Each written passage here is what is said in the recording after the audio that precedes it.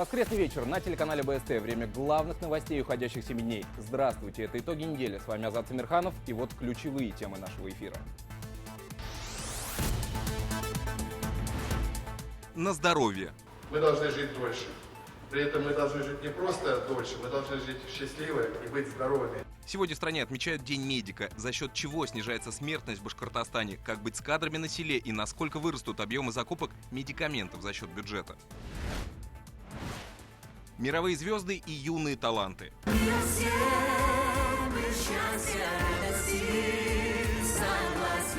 Фестиваль «Сердце Евразии» объединил сотни тысяч меломанов и десятки музыкальных коллективов.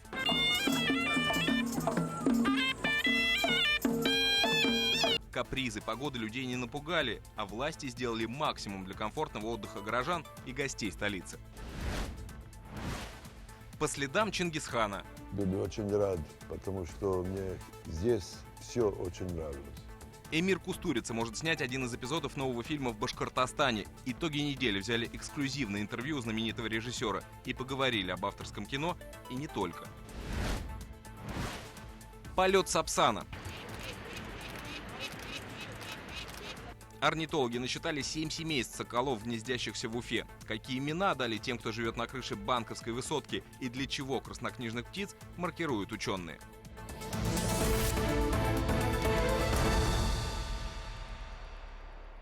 Так, начнем. Сегодня мы отмечаем День медика. Вековой юбилей башкирской медицины совпадает с большими преобразованиями в системе здравоохранения республики. Это почти тройное увеличение объемов лекарств для льготников, закупаемых за счет бюджета, строительство новых клиник, привлечение кадров на село. Одним словом, целый комплекс мер, который должен повысить качество нашей медицины, ее уровень. При этом вся государственная поддержка без самих работников здравоохранения будет неэффективна. Одним словом, на людях в белых халатах держится, если не все, то многое. В этом убедилась Лилия Курбанова. Легкие послушаем? Давай. Она снова может дышать, а в груди ритмично бьется сердце. Почти месяц назад у девушки резко отказали почки. Медики вытащили с того света и стали второй семьей. А реаниматолог Гузель Кучукова после каждого осмотра так по-матерински держит свою пациентку за руку. За 40 лет работы в медицине заслуженный врач Башкортостана не растеряла главное – сострадание и желание помогать больным. Она лечила военных, когда попала в пограничные войска по месту службы мужа, спасала пострадавших при трагедии в Улутюляке.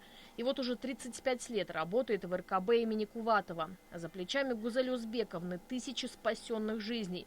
Но немногие помнят своего ангела-хранителя в медицинской форме. Люди, те, которые поступают к нам, они идут на грани.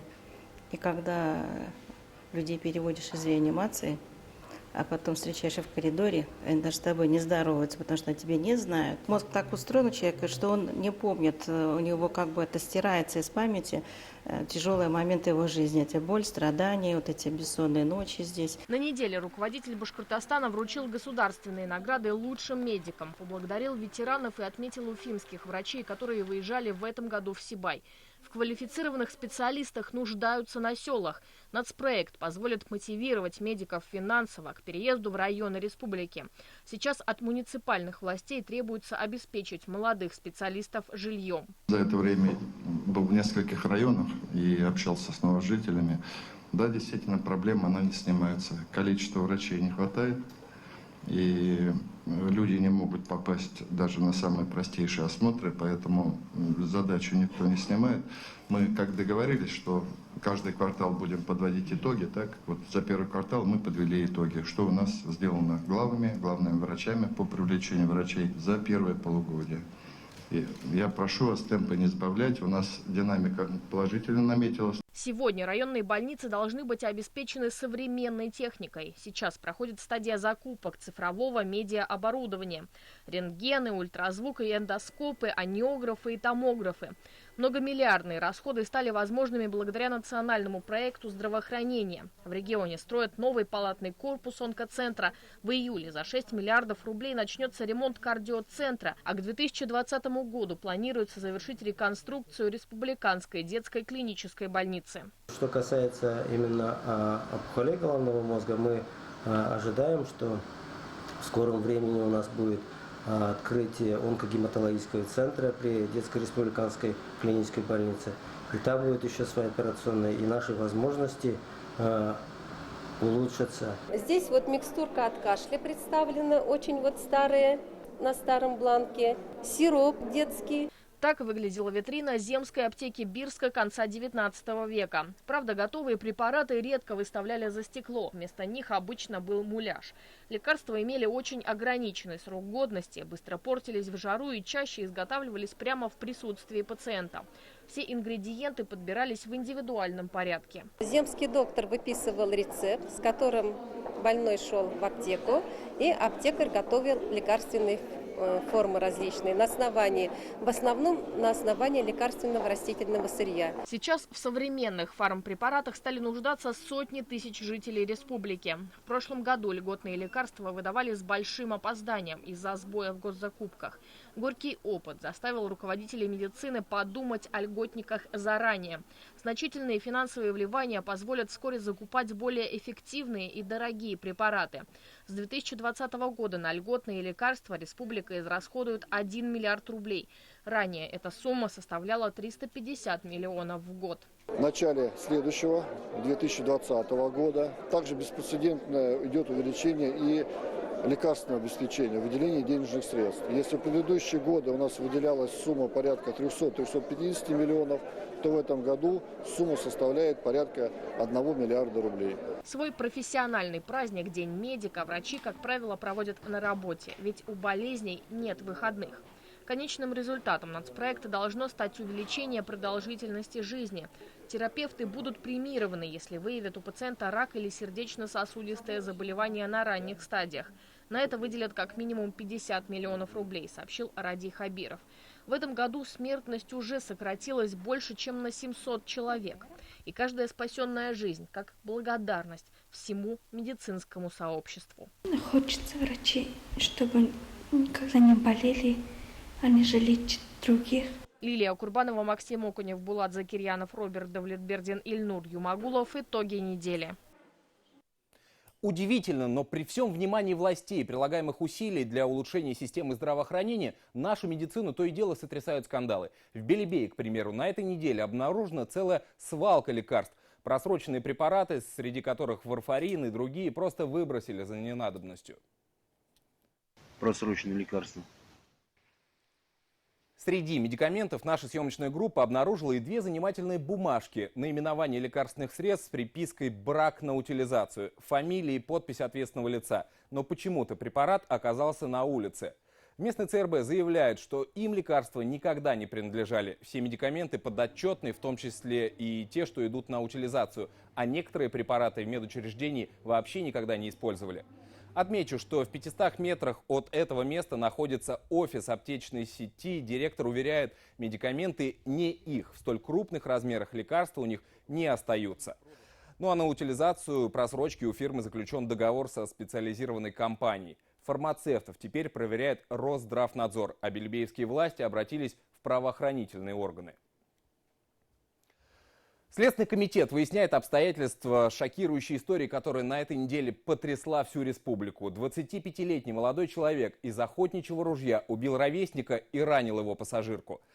Парня арестовали, он в свое оправдание говорит, что был вынужден пойти на крайнюю меру, хотя сложно представить, какие могут быть обстоятельства, заставляющие взяться за оружие. В этой истории, кстати, есть не только жертва и злодей, но и герой, точнее героиня. Врач, спасшая жизнь раненой девушки. Все подробности происшествия в материале Анастасии Ильчебаевой. Андрей, что сподвигло вас совершить преступление? Вымогательство! Он проносится мимо журналистов, пряча лицо под капюшоном. Руки, которые недавно держали оружие, сделали роковой выстрел, теперь закованы в наручники. Уже в зале суда Андрей Буяк попытался объяснить свой поступок. Мужчина рассказал, что ранее согласился на сделку с погибшим Расулом Абдрахмановым и его товарищем. Якобы за деньги они пообещали ему поставить зачеты в университете. Но, по словам подозреваемого, в последний момент он решил отказаться от помощи знакомых. Вот мы с тобой договорились. Все, ты деньги отдавай. Я говорю, нет, не буду. И они мне сказали, мы тебе работу не дадим. И у Батрудинова еще травмат с собой был. Они мне угрожали. Они знали, где я живу.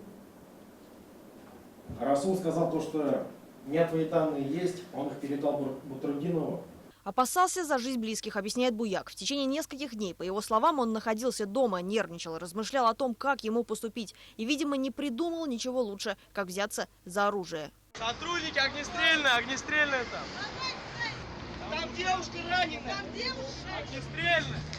Это видео уже через пару часов было в телефоне едва ли не у каждого уфимца. Поверить в историю без подтверждения было трудно. Андрей Буяк возле автовокзала выстрелом в шею убил сидящего за рулем водителя, того самого Расула Абдурахманова, и ранил его пассажирку. Но даже этого нападавшему показалось мало. Я вижу, вот так на машине парень танцует. Танцует? Танцует, ну, в дурацком виде. Потом он спрыгивает с этой машины, все стекла перебил. Подумала, что он под воздействием наркотики, может, пьяный, кто его знает. Я, честно сказать, я даже нагнулась, посидела маленько там. Думаю, не дай бог, ну мало ли что. Примерно на этом месте стояли машины. Авто нападавшего чуть впереди, словно перекрыв проезд для автомобиля погибшего. Рядом южный автовокзал, магазины, автобусная остановка. Очевидцев было много. Стрелок словно и не думал скрывать свое преступление. Сейчас об инциденте напоминает разве что следы крови на скамейке, куда прохожие перенесли раненую девушку. Первыми на месте оказались сотрудники полиции, находившиеся на территории автовокзала. О том, что он не думал скрываться, говорил и сам нападавший во время задержания. Он никуда не хотел уезжать. Он не хотел-то не уезжать. Он не уезжал. Он же слез сразу. На видео учителя одной из школ Уфимского района без труда узнали своего ученика. Хоть и прошло уже 9 лет, а вот поступок совершенно не вяжется с тем мальчиком, которого они знали. Спокойной, из благополучной семьи, старшая сестра закончила школу серебряной медалью. Состоятельные, у них дом. Я, правда, дома не была, но классный руководитель, вот когда дети учились, они общались, они ходили к ним домой. Она всегда, мама приходила с цветами, с букетом. Финансовых трудностей у них не было. Последние 3 года Андрей жил вдвоем с мамой. Отец умер. Небольшой, но красивый ухоженный дом. 2 иномарки. Пьяным или в агрессивном состоянии соседи парня никогда не видели. Дом такой вообще, ну это, так сказать, тихий. У стрелка имелась лицензия на охотничье ружье. Ее выдали год назад, сроком на 5 лет. Но недавно молодой человек пытался продать оружие. Покупателя, видимо, он так и не нашел. Следственный комитет возбудил уголовное дело. По статьям убийства и покушения на убийство 2 и более лиц.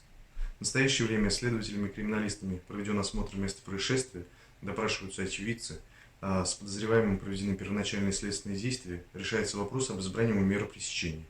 По оружию и другим изъятым предметам планируется проведение экспертных исследований. Пассажирка погибшего получила ранение. Пострадавшей на месте оказала помощь проезжающая мимо врач Виктория Лоярова. Акушер-гинеколог 13-й больницы возвращалась со смены домой. Увидев, что требуется помощь, она выскочила из машины, а вот своей сестре выходить запретила. Боялась за ее жизнь. Девушку накануне чествовали, как и других медиков, за спасение людей вне работы, в непредвиденных обстоятельствах. По словам фельдшеров, если бы не она, то пострадавшая потеряла бы много крови, и шансы на спасение были бы минимальны. Виктория, кстати, раньше работала на скорой помощи. Вырабатывается стрессоустойчивость все равно, и более четко начинаешь ориентироваться в стрессовых ситуациях. Когда друзья мне скинули видео, я была удивлена, потому что я не видела, что кто-то снимал. Не в этом заключалась и суть. Суть совсем была в другом. Суть была помочь девушке, потому что это обязывает. Это у каждого медицинского работника заложено. Девушка получила ранение грудной клетки слева без повреждения легкого и касательное в левое плечо. Она была доставлена в ближайшую больницу, клинику БГМУ. На данный момент угрозы жизни пациентки нет. Ранения не проникающие, жизненно важные органы не повреждены. С погибшим девушка была знакома с детства, росли в одном поселке в Уфимском районе. Соседи рассказали, что дома ее ждет маленький сын. 2,5, наверное.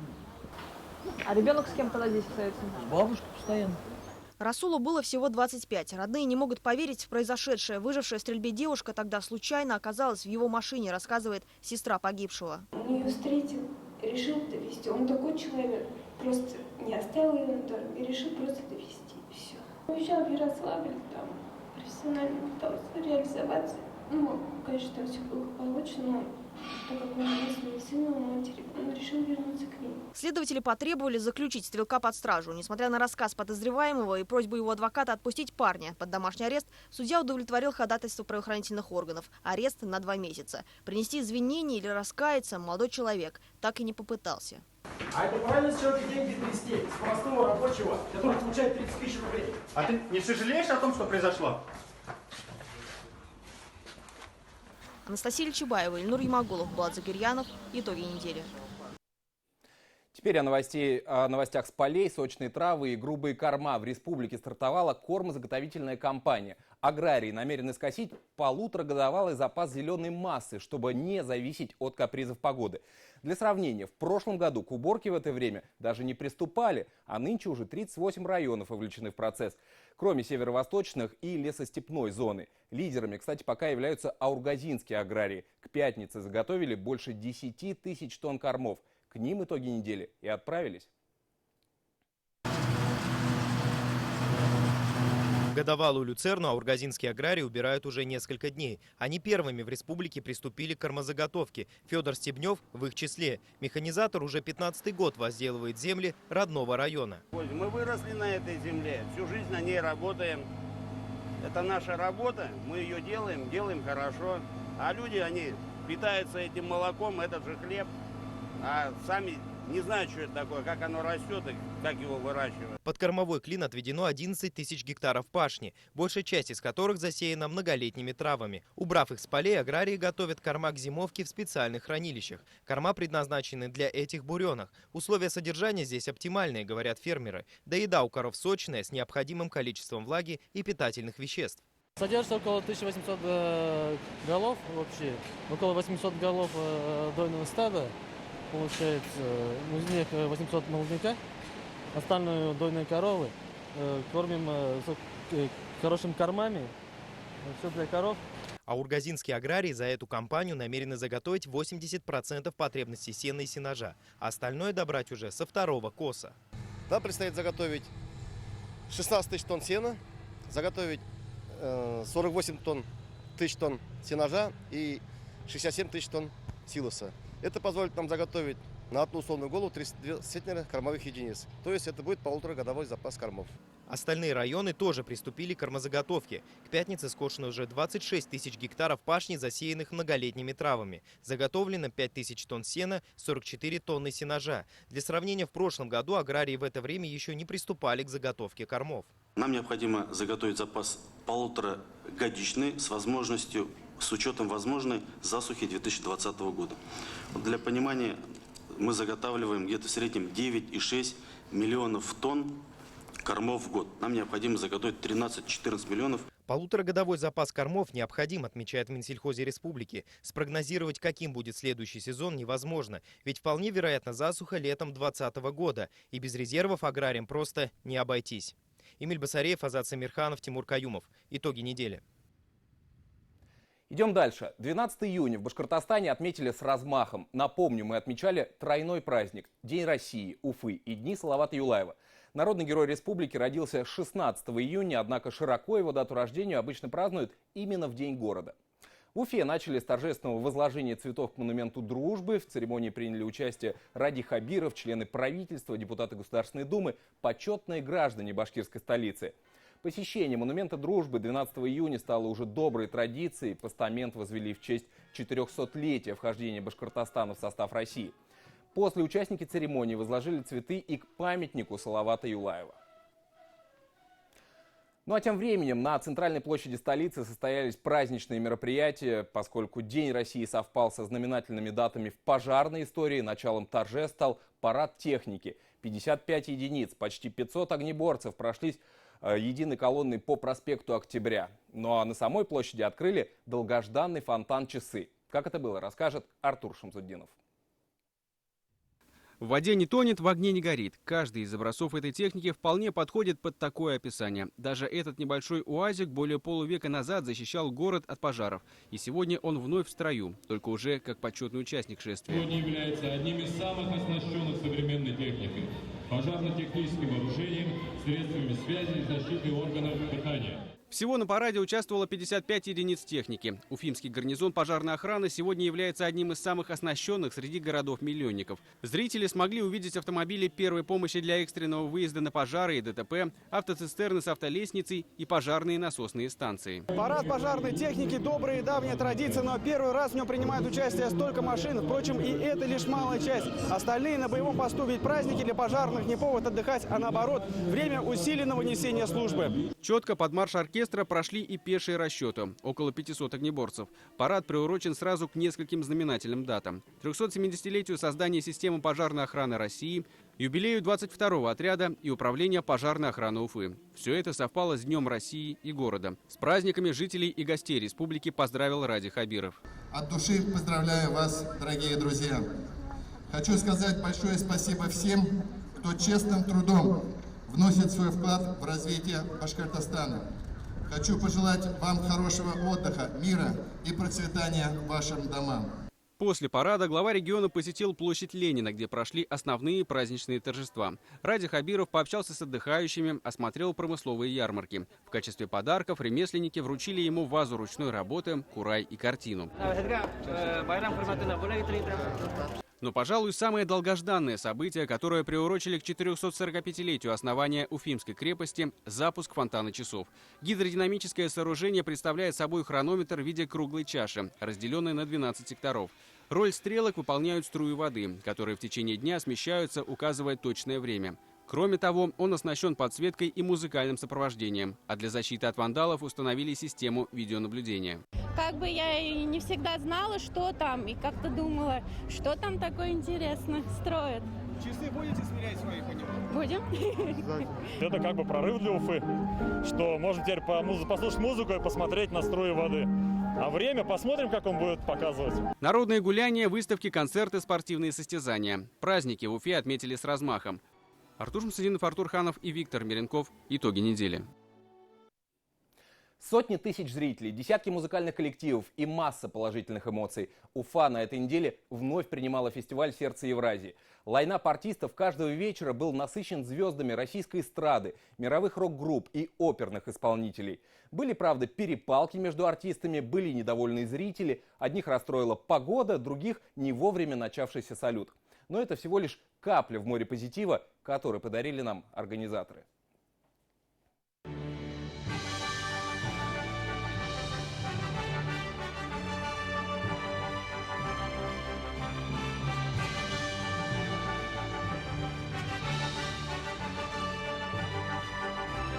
Сердца уфимцев в эти дни забились еще быстрее. Амфитеатр за Конгресс-холлом напоминал концерт мировых рок-звезд.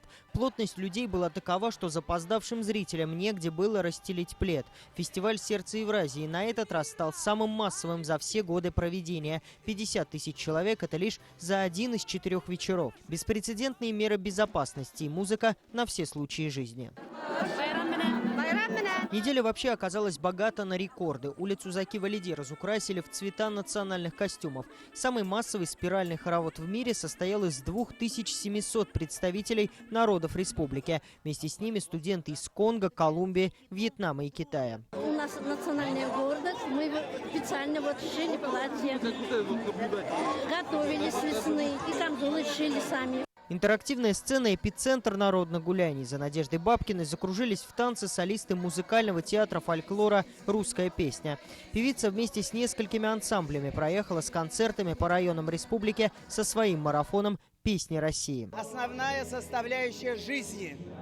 Это наши родители, это наши традиции, это бабушки, дедушки, это папы, мамы, это наша жизнь. Организаторы, как и в прежние годы, не боятся экспериментов. Фольклор трансформировался в альтернативный рок в исполнении Би-2.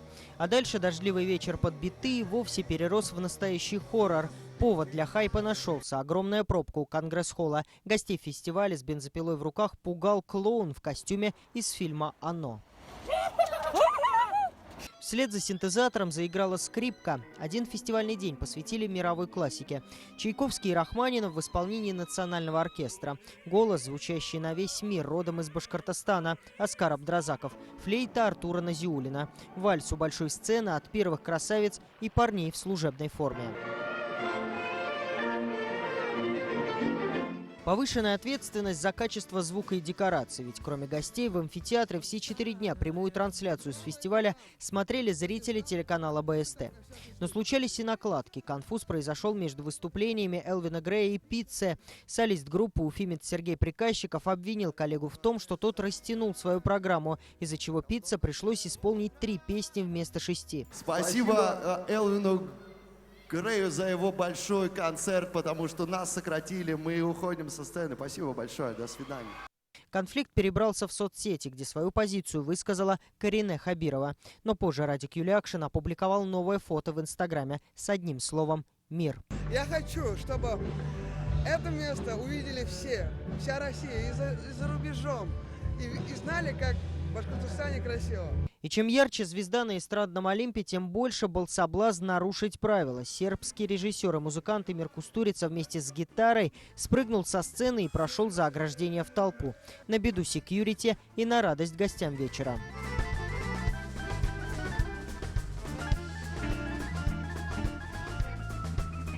Сергей Приказчиков и Алсу на сцену вышли в новом статусе. Солист пиццы стал заслуженным, а знаменитая уроженка Илишевского района – народной артисткой республики. Знаки отличия в Конгресс-холле певцам вручил руководитель Башкортостана Радий Хабиров. Очень давно не выступала в Уфе, вообще в Башкирии. Пыталась сейчас вспомнить, наверное, минимум лет 15. И я очень счастлива быть здесь сегодня.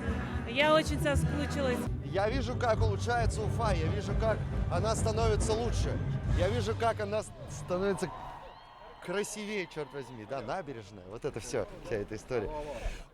Я желаю, чтобы это не останавливалось никогда. Я желаю, чтобы она была самой лучшей республикой. Такое массовое скопление людей внесло свои коррективы в работу городских служб. Несколько улиц у Конгресс-холла перекрыли, а после завершения очередного дня фестиваля зрителей по домам развозили автобусы, которым продлили время для рейсов.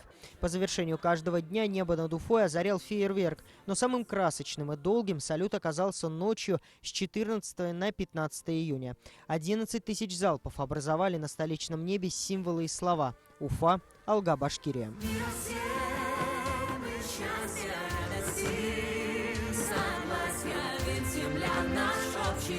Максим Окунев, Эдуард Гайнанов. Итоги недели.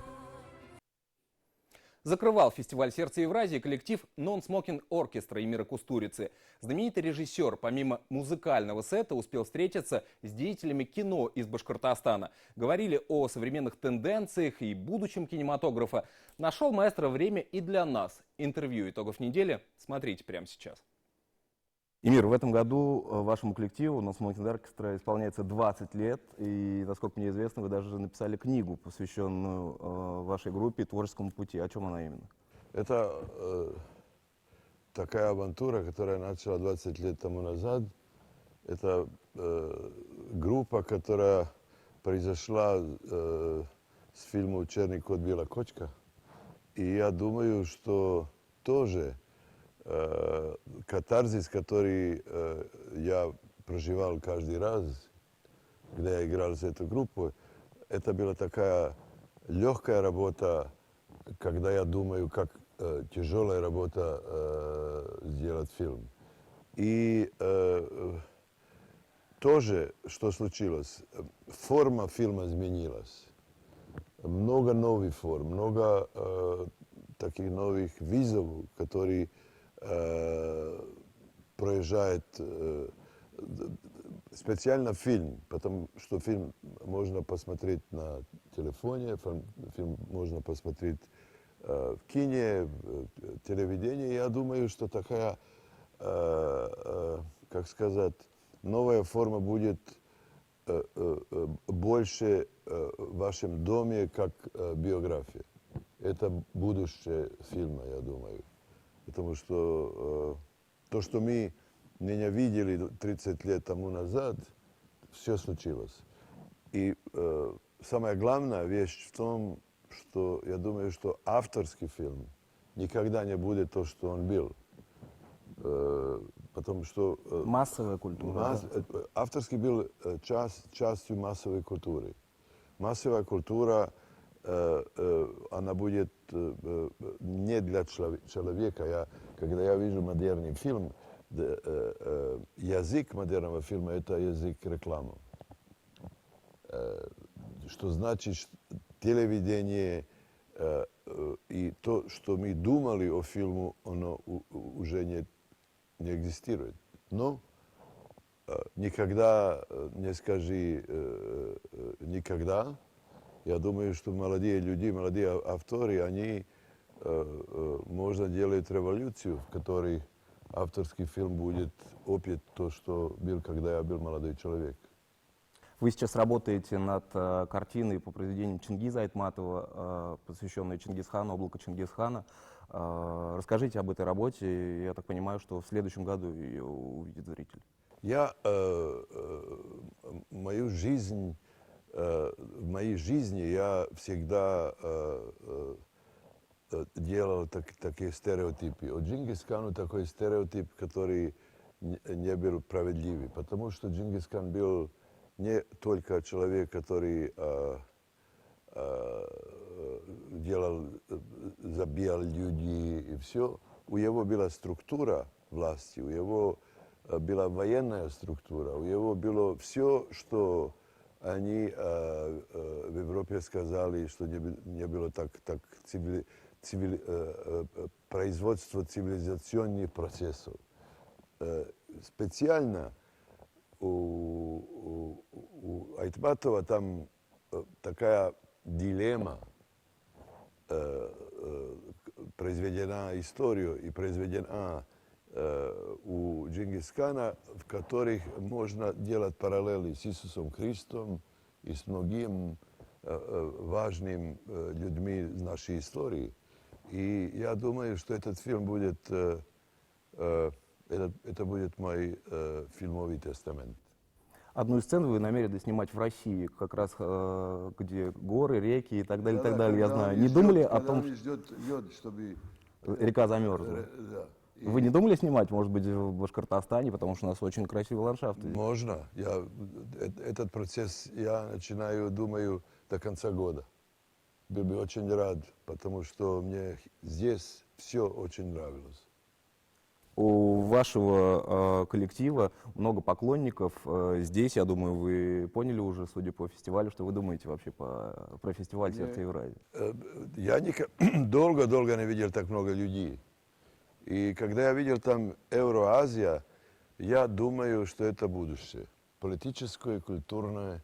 И что Евразия от тех пор, когда Чингисхан был, и от тех пор, когда были люди, огромные царства перед ним, это всегда была логичная вещь, что Евразия – это наше будущее. Печальная новость. На этой неделе от тяжелой болезни скончался наш коллега, главный оператор службы новостей телеканала БСТ Расуль Шагимарданов. Почти 2 десятилетия через объектив его камеры мы смотрели на самые главные события республики и не только. Сам Расуль Варисович всегда оставался за кадром, а для целой плеяды операторов был наставником и добрым другом. Провожали легенду операторского цеха аплодисментами. С его уходом наша компания осиротела. Спи спокойно, Расуль Варисович, мы тебя не забудем. Уровень.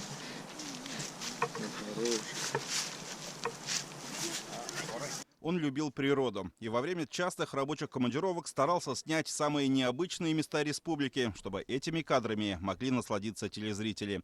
А вот сам в объектив видеокамеры попадал редко. Расуль Шагимарданов понимал, что успех новостного сюжета во многом зависит от красивой картинки, и полностью отдавал себя работе. Он был действительно высококлассный оператор, один из лучших в нашей республике, не только в республике, но и в стране.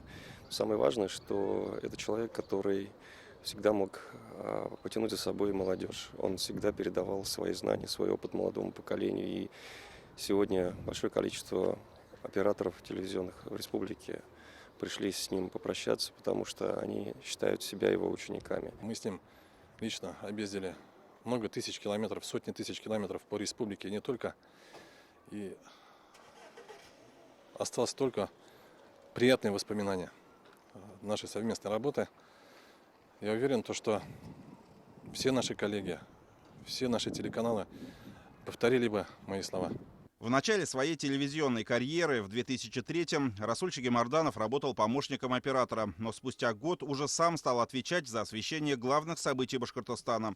15 лет в правительственном пуле. Его лично знало все руководство республики, но при этом главный оператор БСТ оставался в тени и после паркетных съемок мог с легкостью отправиться за очередным материалом за сотни километров. Его видеокамера всегда была наготове.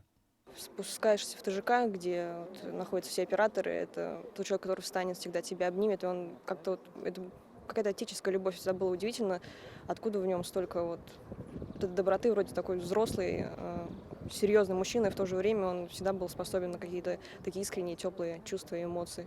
Таким же Расуль Шагимарданов был и для своей семьи. Он души не чаял в дочери. За тем, как взрослеет Айгуль, следила вся редакция. Телефон Расуля был буквально забит ее фотографиями. Он очень был любящим мужем и отцом. Очень гордился за свою дочь, переживал за нее. Очень переживал, что заболел. Мы же все так неожиданно для нас случилось. И как бы понимая, что он болеет, он говорит, я сейчас немножко полежу, как бы выздоровлю, и вот надо мне выйти на работу, да, то есть как-то переживал за работу, за ребят. Для этих самых ребят Расуль Шагимарданов стал вторым отцом. Многие из них пришли на БСТ видеоинженерами и, пойдя по стопам своего наставника, сейчас так же, как и он, работают в правительственном пуле. Они едва успели попрощаться со своим учителем и другом, приехав на траурную церемонию сразу после официальных съемок. Я, как и он, пришел работать инженером. Он всегда нас учил, всегда помогал, и не только по работе. Если у нас какие-то вопросы возникали, мы всегда могли к нему обратиться. Он никогда не ругался, он всегда старался, как сказать, как-то больше даже как по-родительски относился к нам. Для кого-то он был Расуль Варисович, кто-то обращался к нему просто Варисыч. Но для всех и каждого он был не только коллегой, но в первую очередь надежным другом и наставником. В последний путь оператора, который, как никто другой, мог видеть красоту в мелочах, родные и коллеги проводили аплодисментами.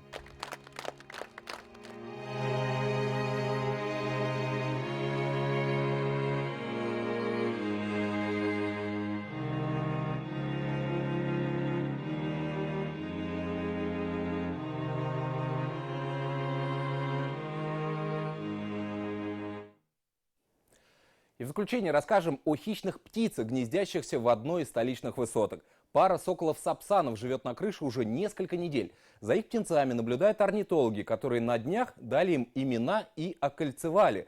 То есть промаркировали и внесли их во всероссийскую базу. Для чего это нужно, расскажем прямо сейчас. В Башкортостане соколы-сапсаны гнездятся в основном на скалах, но крышу банковской высотки облюбовали еще в прошлом десятилетии. Этим летом у пары на свет появилось 2 птенца. Эти пушистые комочки родились меньше месяца назад, и сейчас самое время для морфологических промеров, говорят орнитологи. Говоря проще, ученые должны измерить вес, рост и длину конечностей пернатых. Этому птенцу всего 3 недели от роду. Сейчас орнитологи будут надевать ему на лапки вот такие вот кольца, ну а потом определять пол птенца. Все, тихо. Сейчас попробуем определить пол.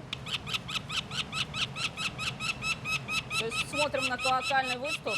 Ну вот здесь вот он особо не возвышается, можно предположить, что это самочка.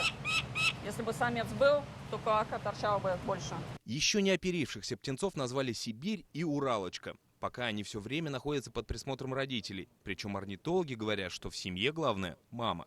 Они моногамные животные, то есть они создают пару. На века? Ну, не на века, но на большую часть жизни. На большую часть жизни. Если партнер погибает, они могут создать новую пару. Совсем скоро птенцы начнут пробовать летать и учиться охотиться. Всего в Уфе орнитологи насчитали 7 семей соколов-сапсанов. Места, где они гнездятся, держат в секрете, ведь это краснокнижные птицы, и с людьми они не контактируют вовсе. Хотя ученым дают массу сведений. Например, в рационе этой семьи оказалась птица-пастушок из семейства журавлиных, которой в Уфимском атласе птиц ранее не наблюдалось. Это все, что мы хотели рассказать вам в рамках нашего эфира. Оставайтесь на телеканале БСТ. Хорошего вам вечера. Увидимся.